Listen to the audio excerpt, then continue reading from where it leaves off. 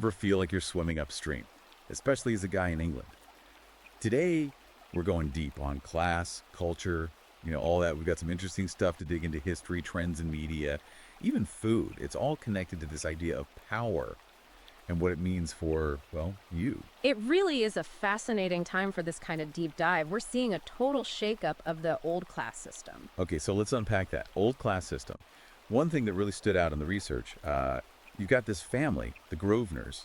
They own like massive chunks of London, centuries of inherited wealth. The Grosvenors are a really interesting case. So many aristocratic families faded, but they actually thrived in the modern economy. They didn't just sit on their land, they turned it into a financial powerhouse. Like they figured out how to keep power in the family generation after generation. It's funny though, isn't it? England's got this obsession with its history, the castles, all that. Yeah. But there's also this underlying resentment toward that kind of inherited privilege. A complex relationship, for sure. That's one of the things that makes the English class system so unique, I think. Trying to honor tradition, but also deal with the inequalities that never seem to go away. And speaking of inequality, nowhere is it more obvious than in education. You've got places like Eton College. 20 British prime ministers came from there. The tuition is insane, and it's clearly a pipeline to the top. It's not just the tuition, though. It's the whole culture they cultivate. The accent, the vocabulary, the connections. It's like a secret handshake to get into elite circles. So it's not just what you learn, it's how you learn it and who you're with while you're learning it. It perpetuates this kind of, cultural dominance that's almost impossible to break. Exactly. And that brings us to a really important question. How much social mobility is actually possible in a system like that? I mean, we see similar dynamics, maybe on a smaller scale, in the gap between state schools and rich areas and poor areas. It's almost like starting a race with a handicap. And then on top of that, you've got how the media portrays different classes, the stereotypes, the narratives. It just reinforces the divisions, right? Absolutely. Media is incredibly powerful. It's a mirror of society, but it also shapes how we see things. Take how crime is reported, for example. Middle-class crime, it's often framed as a tragedy. Working-class crime, it's almost expected. Like, it's just the environment they come from. Like there's this assumption about certain groups. Yeah. That they're just predisposed to certain behaviors, which just feeds into existing biases. Exactly. And those biases have consequences. Sentencing disparities, victim blaming, even the way masculinity is portrayed. Working-class men, they're often either thugs or helpless victims. And then you've got this whole idea of the new man, sensitive, in touch with his feelings. But isn't that new masculinity just another pressure? I mean, maybe even harder for working class guys who don't have the resources for therapy, self-care, all that. It's a really good point. Evolving expectations around masculinity can be a good thing, sure. They challenge the old, toxic definitions of what it means to be a man. But they also create new pressures, especially for those who don't have the social or economic capital to deal with them. It's like asking guys to play by new rules on a playing field that's still totally uneven. And ties back to something else we talked about, that sense that traditional masculinity is under threat. Did you see this in the Brexit vote, for example? A lot of working class men felt ignored by the elite, right? Brexit was definitely a symptom of deeper anxieties and frustrations. It exposed the cracks in our society, the growing gap between those who benefit from globalization and those who feel left behind. And for a lot of working class men, that feeling of being left behind, it's tied to their role in society, their identity as men. So you've got economic shifts, changing ideas about masculinity, this underlying cultural unease. It's a recipe for unrest, isn't it? And one of the areas where this is playing out is food culture. You've got the chav diet at one end, which has become this shorthand for a working class taste, and then this rise of sustainable luxury, almost a status symbol for the elite. Food is never just about what you eat, is it? It's about identity, culture, access. The chav diet, it's often mocked, but you have to understand the context. When fresh, healthy food is too expensive or just not available in your neighborhood, well, people turn to cheaper, processed options. Yeah, I'm not saying a love for turkey Twizzlers means you're in a certain class, but it might say something about your food priorities. But jokes aside, makes a good point. Judging someone's food choices without understanding their circumstances, it's not just insensitive, it misses the bigger picture. I completely agree.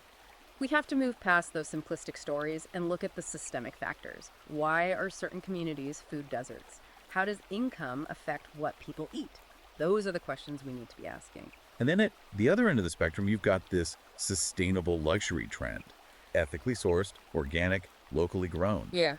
It's almost like a way for the wealthy to signal their virtue, isn't it? It's really interesting, isn't it?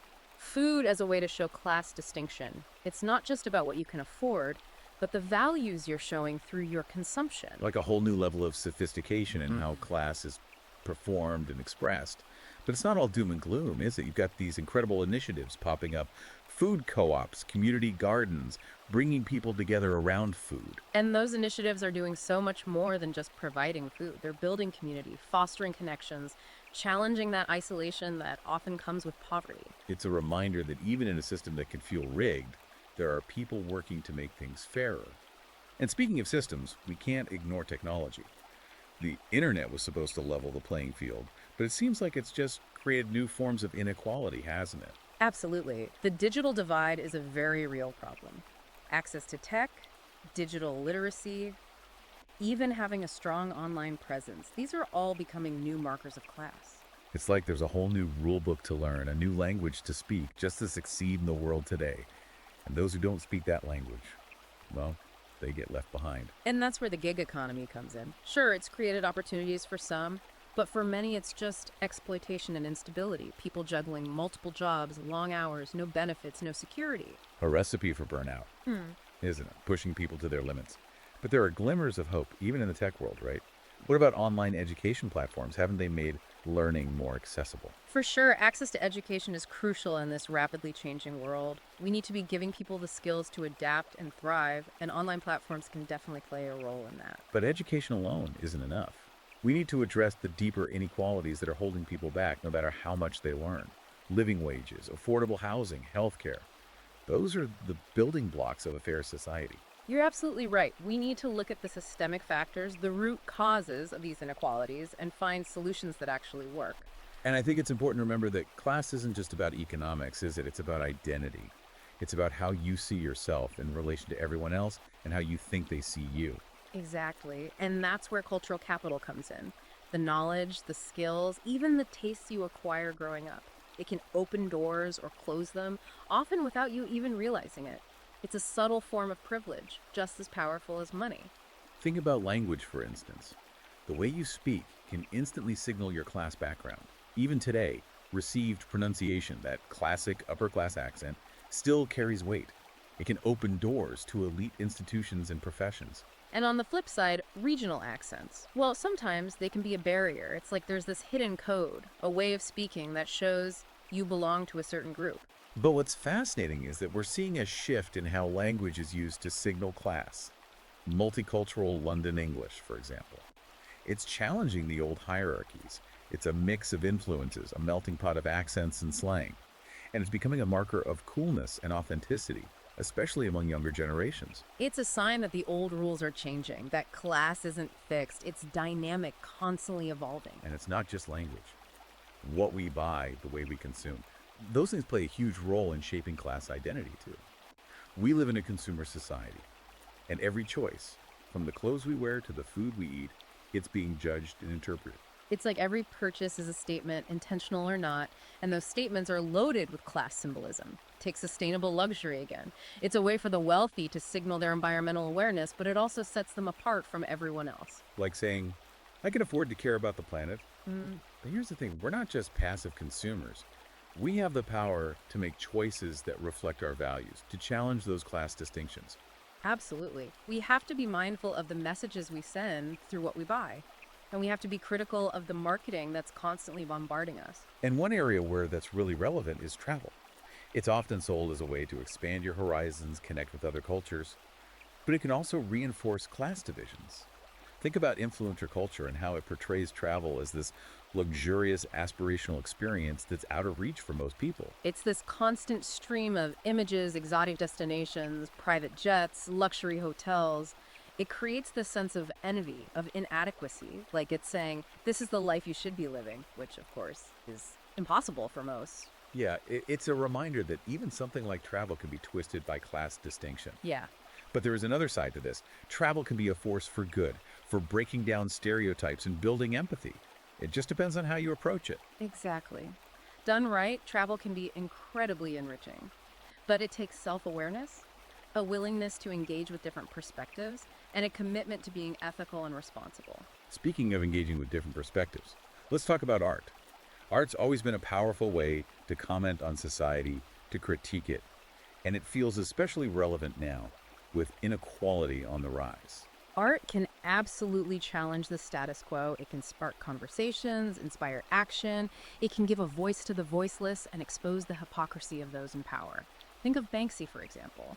His work is often satirical, subversive, but it's rooted in this deep sense of social justice. He's brilliant at exposing the absurdity of class and privilege. But art's not just about protest, right? It can also be a source of beauty, inspiration, and connection. It can bring people together across class lines, create this sense of shared humanity. For sure. Public art installations, for instance, they can transform a city, spark conversations, and create a real sense of community. Think of the murals that have been popping up everywhere, often created by local artists, reflecting the stories and experiences of the people who live there. It's like taking ownership of your space, telling your story, challenging the often elitist narratives of traditional art institutions. But even public art can be controversial. We've seen this with the debates about removing statues and monuments, right? Those debates really highlight the complicated relationship between art, history, and identity. They show how art can be used to challenge and reinforce existing power structures. It's a reminder that art is never neutral. It's always part of a social and political context. And that context is always changing, especially with the rise of digital art and online platforms. The internet's made art more accessible in a lot of ways, but it's also created new challenges. NFTs, for example, they've given artists new ways to make money from their work, but they've also raised concerns about accessibility and exclusivity. It's a reminder that the art world, like everything else, is being shaped by technology and globalization, and those forces often make existing inequalities even worse. We definitely have to be mindful of those dynamics as we navigate the changing landscape of art and culture. We need to support artists from all backgrounds, promote inclusivity, and challenge the gatekeepers of the art world. Absolutely. But art can't do it alone. We need to address the systemic inequalities that limit people's opportunities, no matter how talented they are. Education, housing, healthcare. These are the foundations of a just society. You're absolutely right. It's about creating a society where everyone has the chance to thrive, regardless of their background, where class isn't a barrier to success, but a source of diversity and strength. Okay, so we've talked about the problems. What about solutions? What can we actually do to challenge these systems that perpetuate inequality? Well, it starts with education. We have to teach children about the history of class, about how these divisions are created and maintained, and we need to help them develop critical thinking skills so they can challenge those systems. But education can't just be about facts and figures. It needs to be about empathy, about understanding, helping kids see the world through someone else's eyes, walk in someone else's shoes. Exactly. And that requires exposure to different perspectives, different cultures, different ways of life, breaking down the barriers that separate us, both physical and psychological. So it's not just about what's taught in the classroom, it's about the experiences we provide, the opportunities for real connection and understanding. Precisely. And community engagement is a big part of that.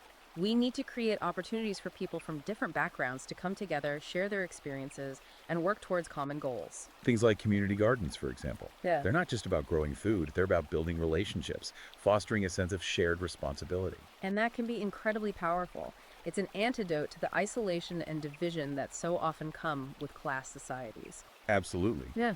But we also need to address the economic inequalities at the root of the class system. Right.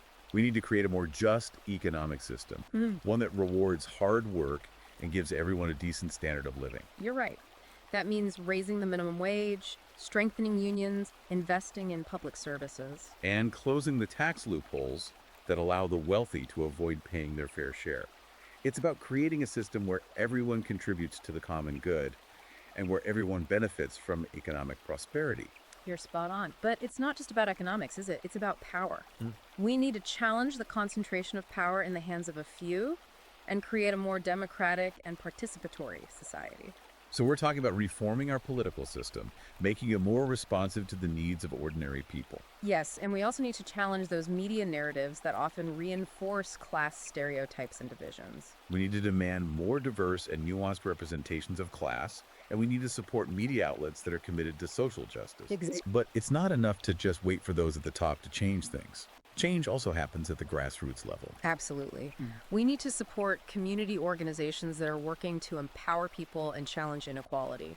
We need to get involved in our local communities, build relationships with people from different backgrounds, and work together to create a more just and equitable world. It sounds like a long road, a challenging one, but a road we have to travel if we want to build a better future for ourselves and for generations to come. But before we get overwhelmed by the enormity of it all, let's bring it back to a more personal level. We've talked about economics, politics, media, but what about the psychological impact of class? That's a crucial part of this, and it often gets overlooked. Growing up in a certain environment with certain expectations can have a profound effect on your sense of self-worth. It's like you internalize the messages you get from society Yeah. about your place in the world. And those messages can be really damaging, especially if they're constantly telling you you're not good enough, not smart enough, not worthy of success. Absolutely. And this is where the cycle of poverty becomes so difficult to break. If you believe you're destined to fail, you're less likely to even try. So, how do we break that cycle? How do we help people see themselves and their potential differently? It starts with recognizing the problem, acknowledging that these psychological barriers are real. And then it's about creating opportunities for people to challenge those beliefs, to build their confidence, to see themselves as agents of change. So, it's not just about changing the external circumstances, it's about changing the internal narrative, the way people see themselves and their place in the world. It's about empowering people to believe in their own potential. You've got it. It's about fostering a sense of hope and possibility even when things are tough.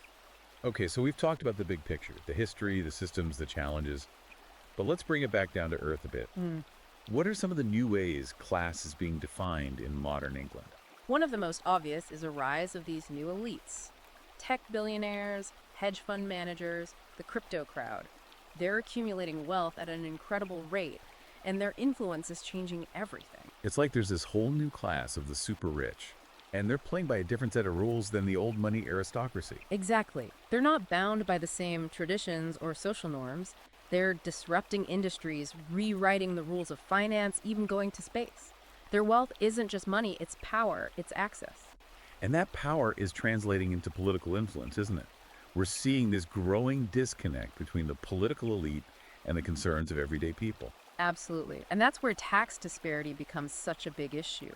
When the wealthy can avoid paying their fair share, it undermines the foundations of a just society. It erodes trust in the system, fuels resentment. Exactly. And it means fewer resources for essential public services like education and healthcare, which just widens the gap between rich and poor even further. It's a vicious cycle. You've also talked about how access to resources is becoming a new marker of class. What are some examples of that? Well, think about travel. A British passport might give you visa-free access to a lot of countries, but the reality is not everyone can afford to travel, even if they have the legal right to. The flights, the accommodation, the travel insurance, it all adds up. And that creates a barrier for people from lower socioeconomic backgrounds. And we see that same dynamic in other areas too. Access to healthcare, healthy food, even childcare. It's almost like there are two different Englands now, one for the wealthy and one for everyone else. And those realities are getting further and further apart. That's why it's so important to have these conversations, to raise awareness and to challenge the systems that keep these divides in place. We have to make sure that everyone has a fair shot at a good life, regardless of their background. You mentioned earlier that social capital, your networks, your connections, is becoming increasingly important. It's almost like a new currency in the modern world, wouldn't you say? Absolutely. It's not just about who you know, but who knows you, and how those connections can open doors to opportunities. Think about internships, for example. They're often unpaid, but they're seen as essential for getting ahead in certain industries. But not everyone can afford to work for free. So you're essentially excluding people from lower income backgrounds from those opportunities. Exactly. And we see that same dynamic play out in mentoring relationships, networking events, even social media. Who you follow, who follows you, who likes your posts. It all contributes to your social capital. It's like there's this hidden economy of social capital operating alongside the traditional economy. And it's often tilted in favor of those who already have privilege. Exactly. And that's why education is more important than ever. We need to equip people with the skills and knowledge they need to navigate this new landscape. And it's not just about technical skills, right? It's about soft skills, communication, collaboration, critical thinking. Those are the skills that will help people adapt to a rapidly changing world. And they're often overlooked in traditional education systems. We need to rethink how we educate. Prepare people not just for jobs, but for lives of meaning and purpose. Absolutely. We need a more holistic approach, one that addresses not just cognitive skills, but social and emotional skills as well. It's about helping people become well rounded individuals who can contribute to society in meaningful ways. And part of that means changing how we talk about and address poverty. The media often frames poverty as a personal failing, a lack of effort or ambition. But the reality is, poverty is a systemic issue. It's rooted in structural inequalities. Exactly. It's about access to opportunity, to resources, to a fair chance. We need to challenge those harmful narratives and recognize that poverty is not a choice. Absolutely. We need to invest in solutions that address the root causes of poverty, not just the symptoms. That means investing in education, healthcare, affordable housing, social safety nets. You're right. It also means creating a more just and equitable economic system, one that provides everyone with a living wage and the opportunity to thrive. And I think that brings us to a really important question. How is work itself changing? And how are those changes impacting class identity? The gig economy, for example, has really blurred the lines between traditional employment and self-employment. And it's not always clear whether those changes are good or bad. It's definitely a mixed bag. On the one hand, the gig economy offers flexibility and autonomy. On the other hand, it often lacks job security, benefits, and fair wages. We're also seeing a rise in automation, which is displacing workers from certain industries and creating a lot of anxiety about the future of work. It's a time of great uncertainty, and it's forcing us to rethink the very nature of work and its relationship to class. So how do we prepare people for this new world of work? What are the skills and qualities they'll need to thrive? Lifelong learning is essential. We need to equip people with the skills and knowledge they need to adapt to a rapidly changing job market. But it's not just about retraining. It's about creating a more supportive and inclusive work environment, one that values diversity and recognizes the contributions of all workers, regardless of their background. Absolutely. This includes addressing issues like workplace discrimination, promoting fair wages and benefits, and ensuring that everyone has access to opportunities for advancement.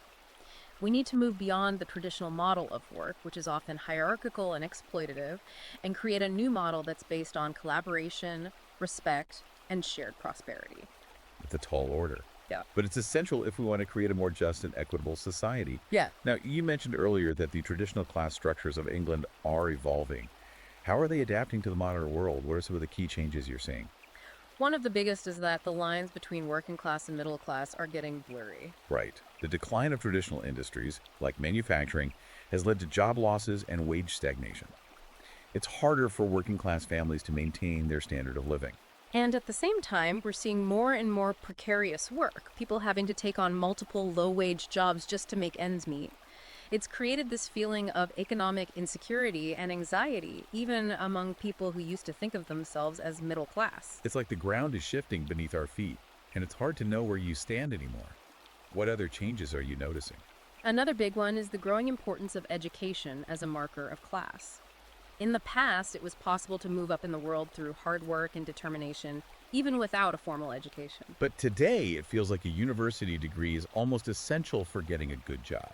That's right, and that creates a barrier for people from lower income backgrounds. They often face financial and social obstacles to going to university. So it's not just about hard work anymore, it's about having the right qualifications, which of course are often tied to your social background.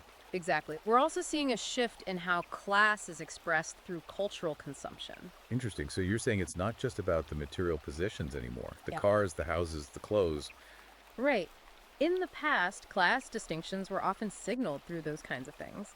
But today, class is increasingly expressed through less tangible things, like taste, knowledge, and experiences. Give me an example of what you mean. Well, think about the rise of foodie culture.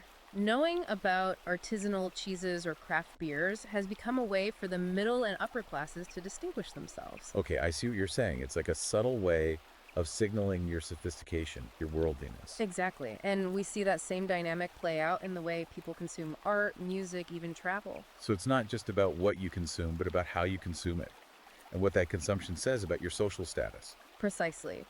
These subtle markers of class can be hard to spot, but they're just as powerful as those more overt displays of wealth that were common in the past. Look like a whole new language of class is emerging. one that's more nuanced and harder to decipher. Exactly. And that's why it's so important to pay attention to these subtle cues to understand how class is being performed and reproduced in everyday life. So it's not just about the big structural forces, but also about the small, everyday interactions that shape how we see ourselves and others. Exactly. Class is everywhere, even if we're not always aware of it. And one of the places where it's perhaps most influential is in the realm of family. We can't talk about class without acknowledging the impact of family dynamics, right? Absolutely. Family structures are changing, and those changes are having a profound impact on how class is transmitted across generations. For instance, divorce rates are high, which can destabilize families and make it harder for children to achieve upward mobility. And we're also seeing a rise in single parent households and same sex couples, which are challenging traditional notions of family and creating new dynamics. And of course, family income plays a huge role in shaping a child's opportunities, from access to education to extracurricular activities to social networks. You're right. And family values and attitudes also play a crucial role in shaping a child's sense of self worth and their aspirations. A child raised in a family that values education and hard work is more likely to succeed than a child raised in a family that struggles with poverty and instability. Exactly. So it's not just about the material resources a family has, but also about the values and beliefs they instill in their children. Exactly. Family is a powerful force in shaping a child's trajectory in life. Okay, so we've covered a lot of ground here, and it's clear that the landscape of class and culture in England is complex and ever evolving. There are definitely many challenges, but also some glimmers of hope. What are some of the things that give you optimism about the future of class in England? What makes you think that we can create a more just and equitable society? Well, I'm encouraged by the growing awareness of these issues. People are starting to talk about class more openly and honestly, and that's the first step towards change. Right, we can't address a problem if we don't acknowledge it exists. Exactly. We're also seeing a rise in activism and social movements, with people from all walks of life coming together to demand a more just and equitable society. There's a sense that people are waking up to the injustices of the current system and are willing to fight for change. That's right. And even technology, while it can exacerbate inequality, also has the potential to be a force for good. How so? Think about how social media is being used to connect people, raise awareness, and organize for change. It's a powerful tool that can be used to challenge the status quo and create new possibilities. That's a great point. And beyond those large-scale forces, I'm also heartened by the resilience and creativity of the human spirit. We're seeing people find innovative ways to adapt to the challenges of the modern world, from creating new forms of work to building stronger communities. You're right. There's a spirit of innovation and a willingness to experiment that gives me hope for the future.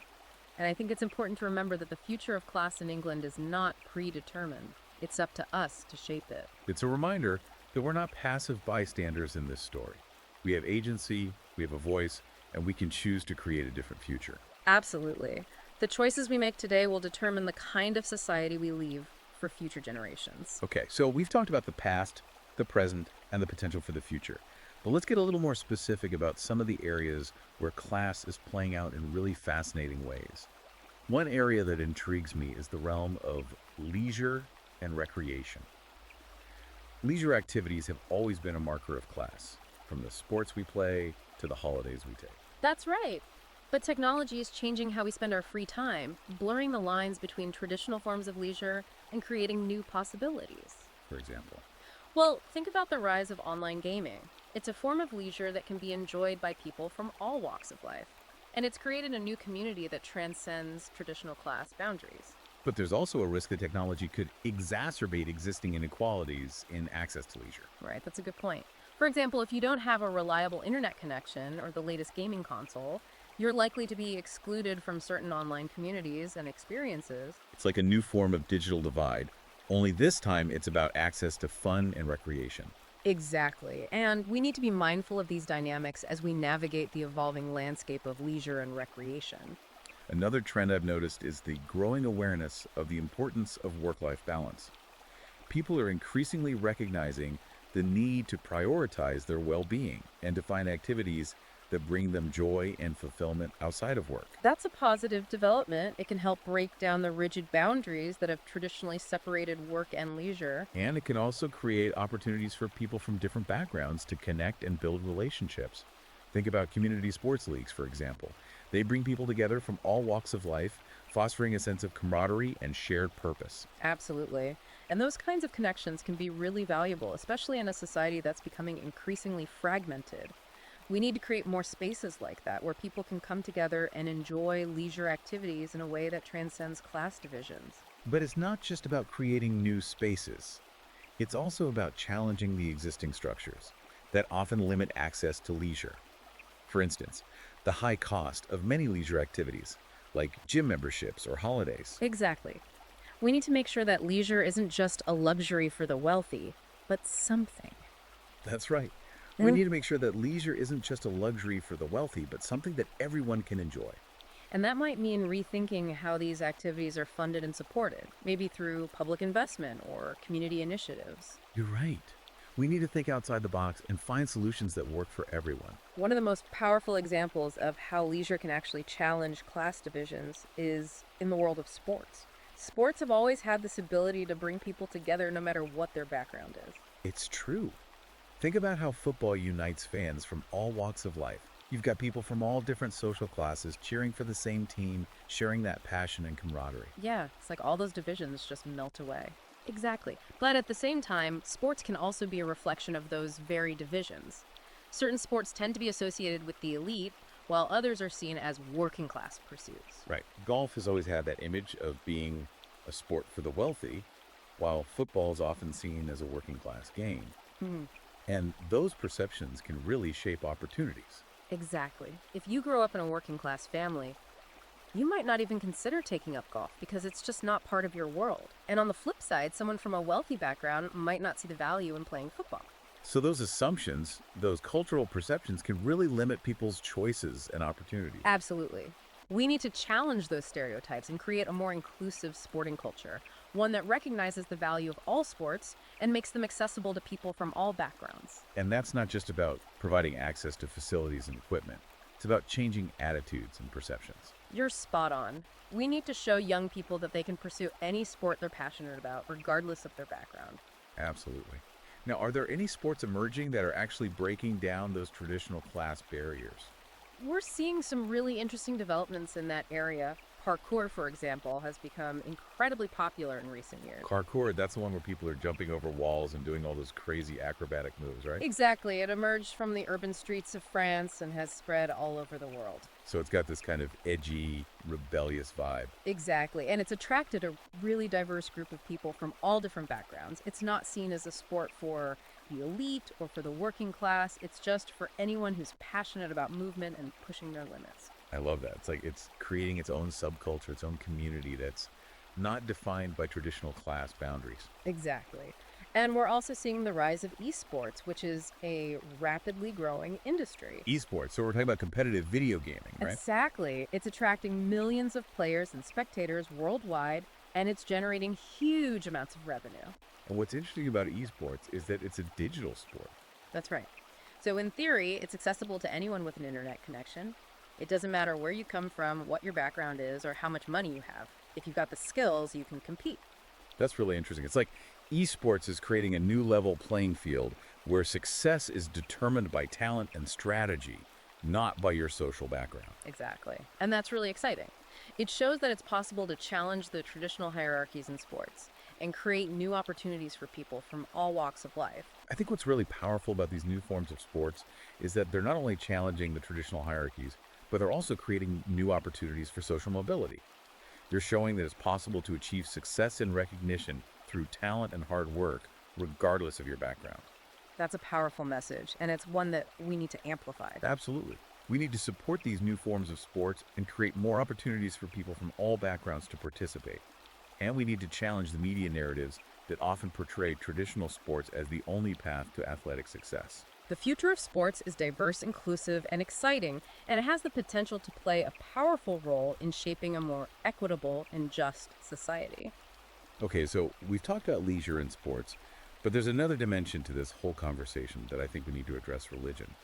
How does religion fit into the evolving social hierarchy in England?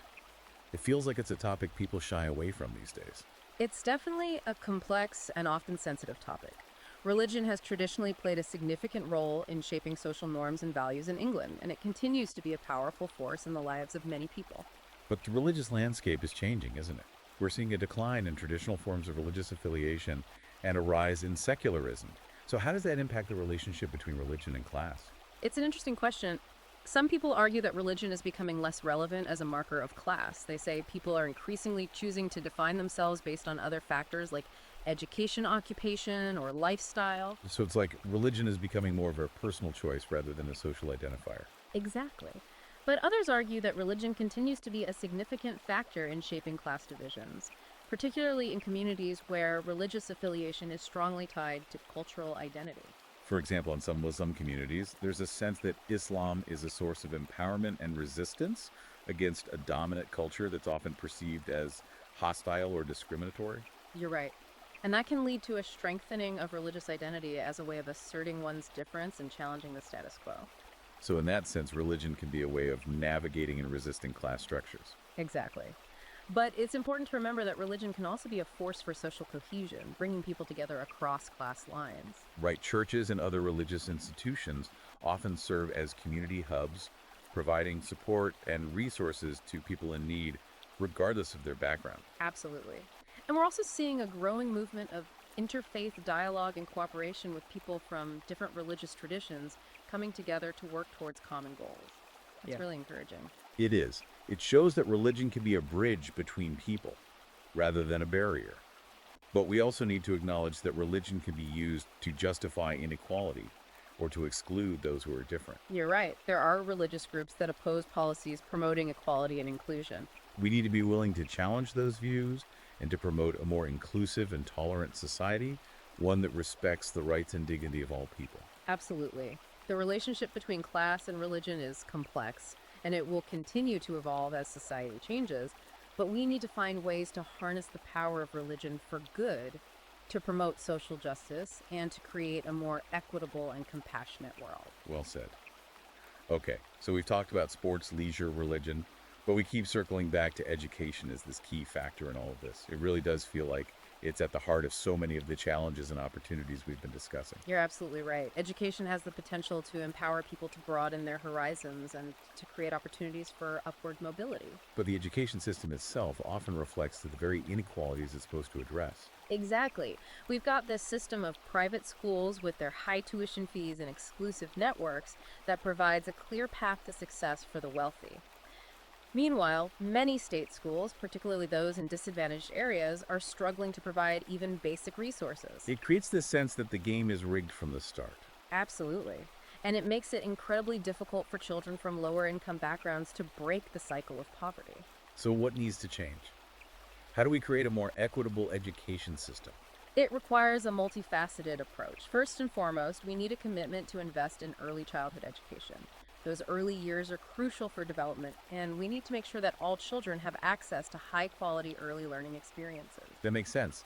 Give them the best possible start in life. Exactly. And then we need to ensure that state schools are adequately funded. We can't expect them to provide a quality education if they're constantly struggling with budget cuts and a lack of resources. Right. It's about giving teachers the tools and support they need to do their jobs effectively. And beyond funding, we also need to address the structural barriers that limit access to educational opportunities. For example, we need to make sure that university is affordable for everyone, regardless of their background. So looking at things like tuition fees and financial aid. Exactly. But it's not just about money. It's also about creating a culture that values education and encourages everyone to pursue their full potential. It's about changing attitudes and expectations both within the education system and within society as a whole. You're absolutely right. We need to move away from this idea that education is a zero-sum game where one person's success comes at the expense of another's. We need to create a system where everyone can succeed. A rising tide lifts all boats, as they say. Precisely. And I think it's important to remember that education isn't just about acquiring knowledge and skills. It's about shaping the kind of society we want to live in. If we want to create a society that's fair, just, and inclusive, we need to start by investing in education for all. Beautifully said. Okay, so education is key. But we also need to talk about the role of the media in shaping perceptions of class. The media has this incredible power to influence public opinion, and it's not always used responsibly. You're absolutely right. The way the media portrays different social groups can reinforce stereotypes, perpetuate biases, and influence public opinion. For example, the working class is often depicted as lazy, uneducated, and prone to criminal behavior, while the upper class is often portrayed as sophisticated, intelligent, and successful. Exactly. And those narratives are incredibly damaging. They create this us versus them mentality that divides society and makes it harder to address the underlying issues of inequality. So what can we do about it? How do we challenge those harmful narratives and create a more balanced and nuanced representation of class in the media? Well, I think it starts with awareness. We need to be more critical of the media we consume, and we need to call out those harmful stereotypes when we see them. Right, don't just passively accept what you're being told. Question it, analyze it, and if it doesn't feel right, speak up. Exactly. And we also need to support media outlets that are committed to providing fair and accurate representations of different social groups. Support independent media, alternative voices, and outlets that are actively challenging the dominant narratives. Precisely. The more diverse our media landscape, the better. And we need to remember that we're not just consumers of media, we're also producers. That's a great point. We can create our own content, share our own stories, and challenge the dominant narratives from within. It's about using our voices to amplify the voices of those who are often marginalized and misrepresented. Absolutely. And I think that's one of the most exciting things about the digital age. It's given us new tools to create and share our own narratives. And that can be a powerful force for social change. One of the most significant challenges facing England today is the growing digital divide. We've touched on it a bit already, but it's worth diving a bit deeper. Right. We've talked about how access to technology and digital literacy are becoming increasingly important in almost every aspect of life. Exactly. From education to employment to social participation, being digitally connected is essential. But not everyone has equal access to those resources, do they? Unfortunately not. People from lower income backgrounds are less likely to have a computer or internet access at home. And even if they do, they're less likely to have the skills and knowledge they need to navigate the digital world effectively. It creates a digital underclass, people who are being left behind in the digital age. Precisely. And that has real world consequences.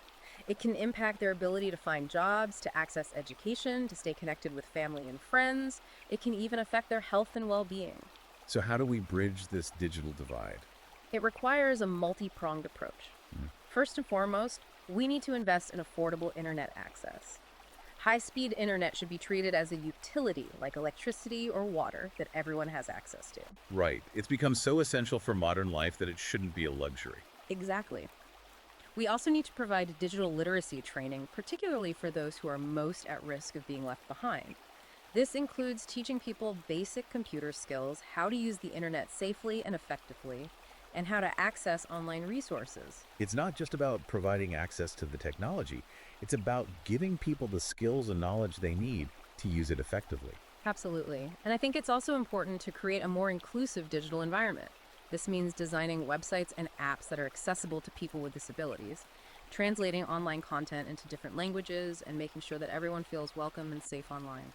So it's not just about the technology itself. It's about the culture and the values that shape how we use it. Precisely. We need to make sure that the digital world reflects the diversity and inclusivity of the real world. One area where the digital divide is especially apparent is in the realm of online education.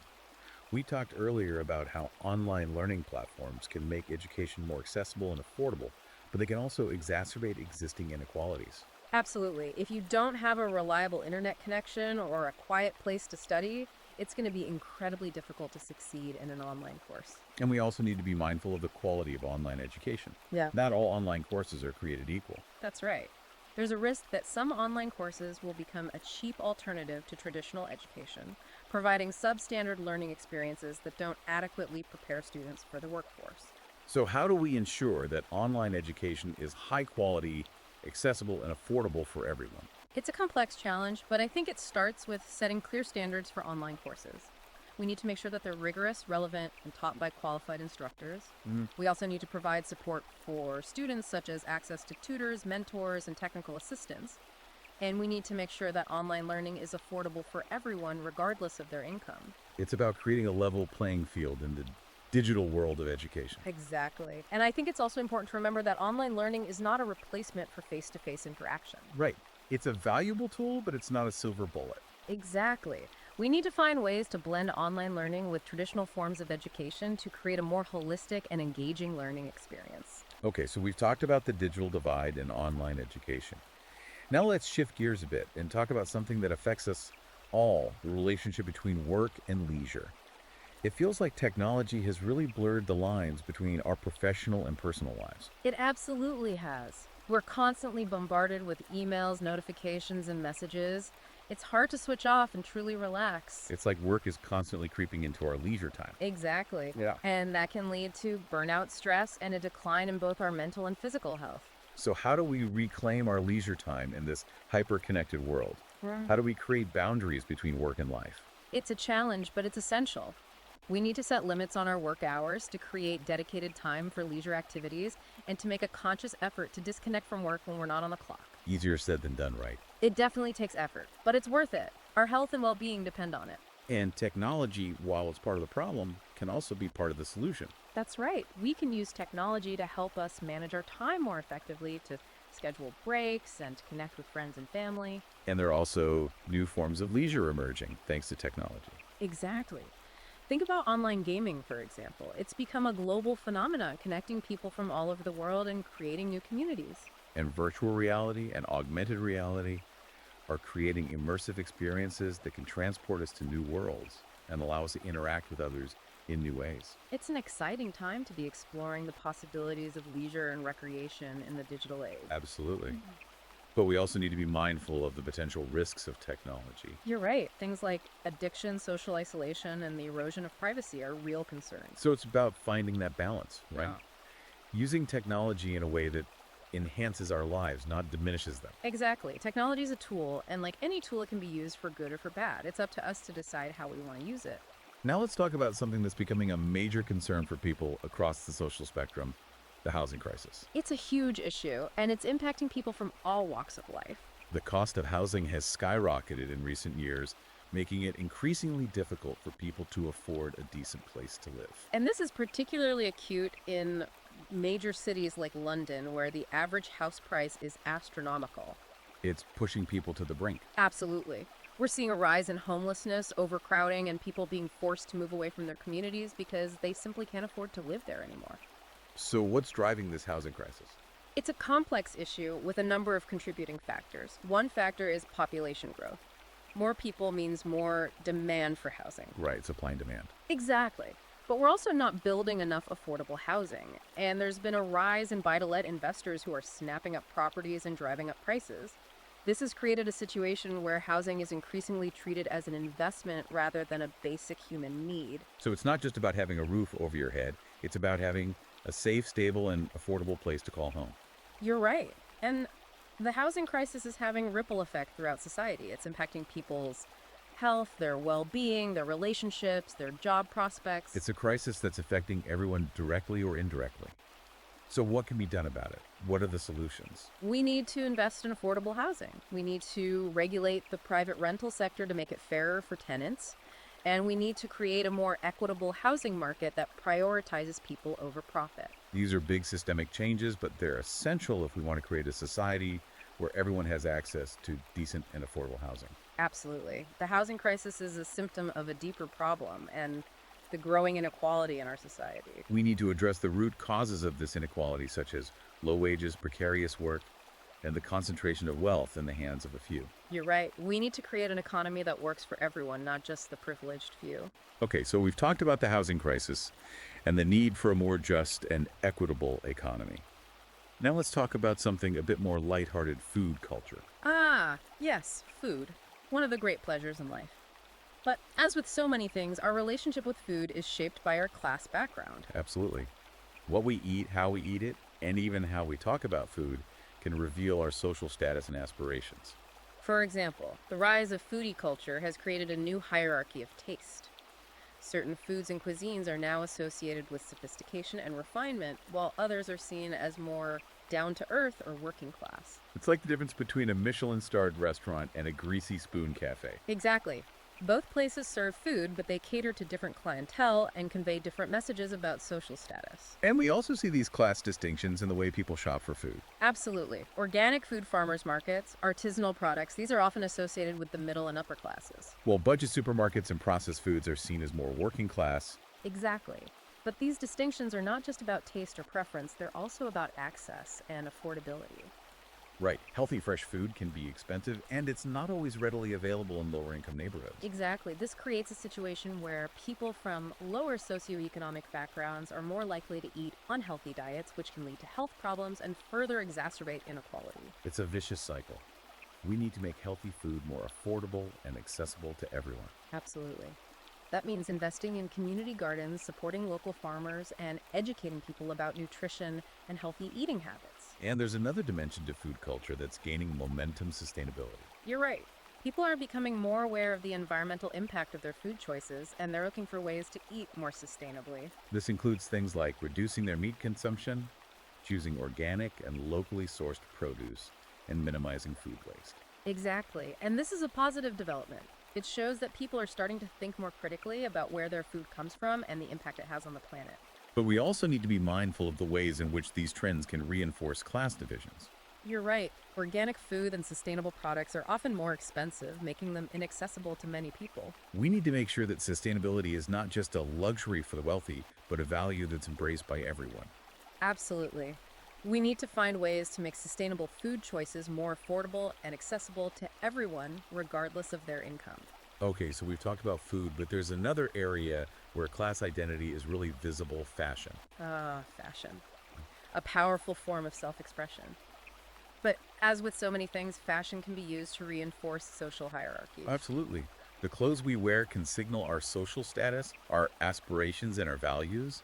And the fashion industry, with its focus on trends, exclusivity, and conspicuous consumption, often plays into these divisions. Think about high end fashion brands. They use luxury materials, celebrity endorsements, and limited edition releases to create a sense of desire and aspiration. It's like they're selling a lifestyle, an image, as much as they're selling clothes. Exactly.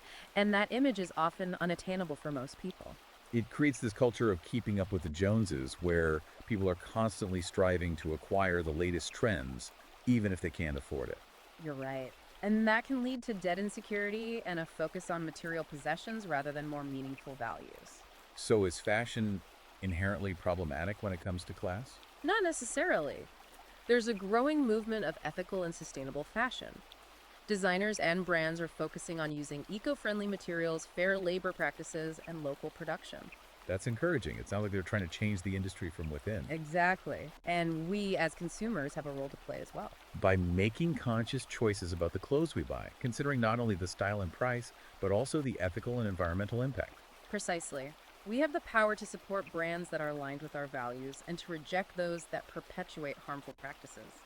Fashion has the power to be a force for positive change, but it's up to us to demand better and to create a more just and equitable fashion system. Now let's shift our focus to a very public space where class dynamics often play out: public art. Public art has the power to transform urban spaces, to inspire creativity, and to foster a sense of community. But it can also be quite controversial, can't it? It absolutely can, Yeah. especially when it comes to questions of representation, ownership, and access. We've seen this recently with the debates over the removal of statues and monuments that commemorate figures from England's colonial past. Those debates highlight the complex relationship between art history and identity. They show how public art can be used to both celebrate and challenge the status quo. So how do we approach public art in a way that's thoughtful, inclusive, and meaningful? I think it starts with recognizing that public art is not neutral. It always carries a message, whether it's intended or not. We need to approach public art with a critical eye, recognizing both its potential to inspire and to provoke. And we need to ensure that public art is inclusive, representative, and accessible to everyone. It should reflect the diversity and complexity of our society. Absolutely. And that means supporting artists from all backgrounds, engaging communities in the creation of public art, and challenging the traditional power structures that often dictate what art is deemed worthy of public display. It's about democratizing the art world, making it more accessible and relevant to everyone. Exactly. Public art has the power to transform our cities and to enrich our lives, but only if we use it in a way that benefits everyone. And speaking of making art more accessible, we need to talk about art education. Art education has the potential to empower individuals to foster creativity and to promote critical thinking. But as with so many things, access to art education is often unequal, isn't it? And unfortunately, yes. Children from wealthier backgrounds have more opportunities to participate in arts programs, to visit museums, and to develop their artistic talents. And that perpetuates the cycle of privilege, doesn't it? It absolutely does. We need to make art education more accessible to everyone, regardless of their background. So how do we do that? It requires a commitment to investing in arts programs in state schools. We need to provide scholarships and financial support to talented students from low-income backgrounds. And we need to create more opportunities for community engagement in the arts. It's about making art a part of everyone's life, not just a privilege for the few. Exactly. Art education is not just about creating artists. It's about creating well-rounded individuals who are able to think critically, to express themselves creatively, and to appreciate the beauty and diversity of the world around them. And speaking of the art world, the digital age is having a profound impact on how art is created, shared, and consumed. That's right. Online platforms are creating new opportunities for artists to showcase their work, to connect with audiences, and to build careers. But those platforms also present new challenges, don't they? They absolutely do. Things like algorithms that determine what art is seen by the public, the proliferation of fake art and plagiarism, and the commodification of art through platforms like NFTs. So it's a mixed bag. Exactly. We need to navigate these challenges carefully, ensuring that the digital world enhances the art world, not diminishes it. And how do we do that? By supporting artists, promoting ethical practices, and fostering a culture of appreciation and respect for art in all its forms. It's about recognizing that art is essential for our well-being, our creativity, and our sense of shared humanity. You're absolutely right. Now let's circle back to something we touched on earlier, the role of sports in society. We talked about how sports can both reflect and challenge class divisions, but I think it's worth exploring this topic a bit further. I agree. Sports have this incredible power to bring people together, to transcend social and economic barriers, and to inspire us with stories of human achievement. But at the same time, sports can also be incredibly divisive, reinforcing existing inequalities and perpetuating harmful stereotypes. That's right. We see this in the way certain sports are associated with particular social classes, the way athletes from different backgrounds are treated by the media and the public, and the way money and power often influence the outcome of sporting events. So how do we reconcile these two sides of sports? How do we celebrate its unifying potential while acknowledging and addressing its darker side? It's a complex challenge, but I think it starts with recognizing that sports are not immune to the social and political forces that shape our world. Right. Sports are a microcosm of society. They reflect our values, our beliefs, our prejudices. Exactly. And if we want to create a more just and equitable sporting culture, we need to address those underlying issues. So we need to look beyond the scores and the statistics and think about the social context in which sports are played. Precisely. We need to think about the access and opportunities available to young people from different backgrounds.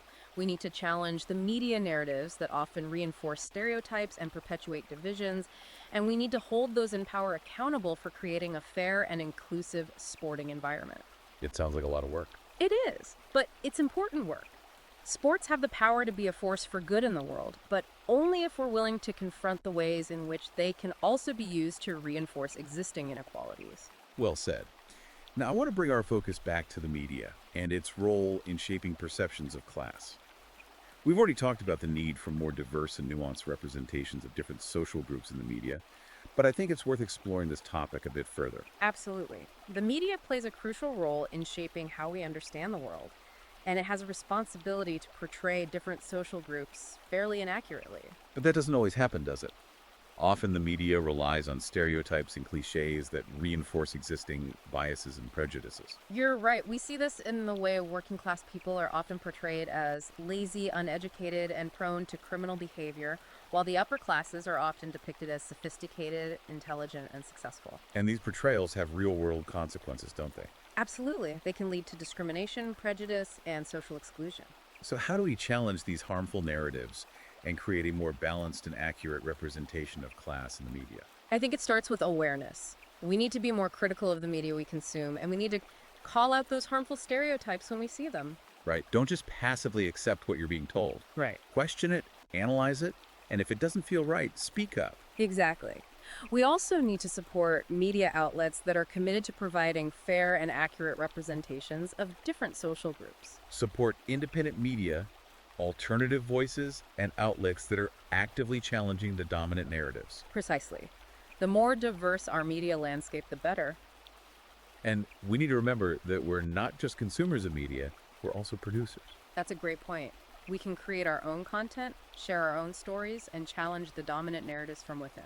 It's about using our voices to amplify the voices of those who are often marginalized and misrepresented. Absolutely. And I think that's one of the most exciting things about the digital age. It's given us new tools to create and share our own narratives. And that can be a powerful force for social change. Absolutely.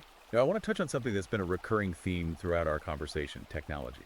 We've talked about how technology can both exacerbate and mitigate class divisions, but I think it's worth exploring this tension a bit further. I agree. Technology is a double-edged sword. It has the potential to create incredible opportunities, but it can also reinforce existing inequalities and create new ones. For example, we've talked about the digital divide and how it's creating a new underclass of people who are excluded from the benefits of the digital economy. That's right. And we've also talked about how technology is changing the nature of work, creating both new opportunities and new challenges for workers. And we've discussed how technology is shaping our leisure time, blurring the lines between work and play, and creating both new forms of entertainment and new anxieties. So, how do we navigate this complex landscape? How do we harness the power of technology for good while mitigating its potential harms? It's a big question, but I think it starts with being aware of the potential pitfalls. Absolutely. Yeah. We need to be mindful of the ways in which technology can be used to reinforce existing inequalities. And we need to be proactive in using technology to create a more just and equitable society. That means investing in digital literacy programs, promoting affordable internet access, and supporting the development of ethical and inclusive technologies. It's about making sure that everyone has the opportunity to benefit from the digital revolution, not just the privileged few. Exactly. And it's about using technology to empower people, to connect them with opportunities, and to create a more just and equitable world. Okay, so we've covered a lot of ground in this deep dive. We've explored the history of class in England, examined how it's evolving in the modern world, and discussed some of the challenges and opportunities we face in creating a more just and equitable society. It's been a fascinating and thought-provoking journey, to say the least. I agree. And it's clear that there's no easy answers or quick fixes, but I think the most important takeaway is that class is not destiny. It's a complex and dynamic force that's constantly being shaped and reshaped by a multitude of factors. And we have the power to influence those factors, to challenge the status quo, and to create a more just and equitable world. It starts with awareness, with education, with action. Absolutely. And I think the sources you've shared provide a really valuable starting point for that journey. They offer insights, perspectives, and even concrete examples of how people are working to create change. From community initiatives to policy reforms to individual acts of kindness and compassion, there are countless ways to make a difference. What stood out to you from all this as a source of hope? For me, it's the stories of resilience and innovation. The people who are challenging the odds, creating new possibilities, and building a better future for themselves and their communities.